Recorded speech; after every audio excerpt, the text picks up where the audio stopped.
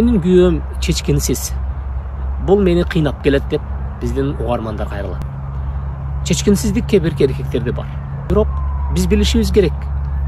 Чечкиндүүлүк бул эркектер үчүн өзгөчө үй кожоюну, ата үчүн өтө зарыл сапаттардан.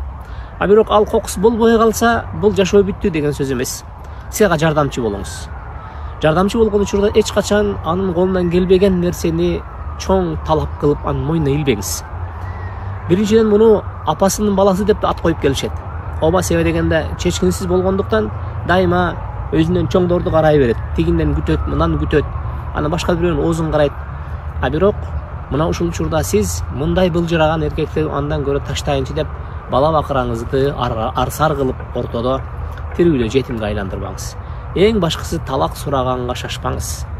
Эң башкысы талак сураганга шашпаңыз себеби дегенде бул талак үйдөгү бар жакшылыкты, үйдөгү бар берекени кетире турган нерсе.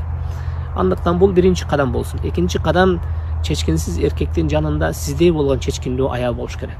Эгерде сиздеги болгон чечкиндүүлүк менен, сиздеги болгон акылмандуулук менен, данышмандуулук менен дайыма аны колдоп, аны дайыма жөнгө салып, дайыма анын кылган бир же болбосо жарым кадам болсо дагы чечкиндүү жасаган бир иши болгон болсо, аны сөзгө алып, аны мактап, аны угуза айтып, аны мына ошондой чечкиндүүлүккө түрткөн сиз болушуңуз керек.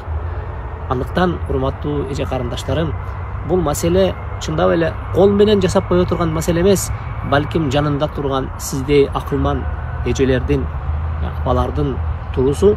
Бул албетте алардын эртеңки күnkү жакшы жашоосуна түрткү болот деген ишеничтебиз.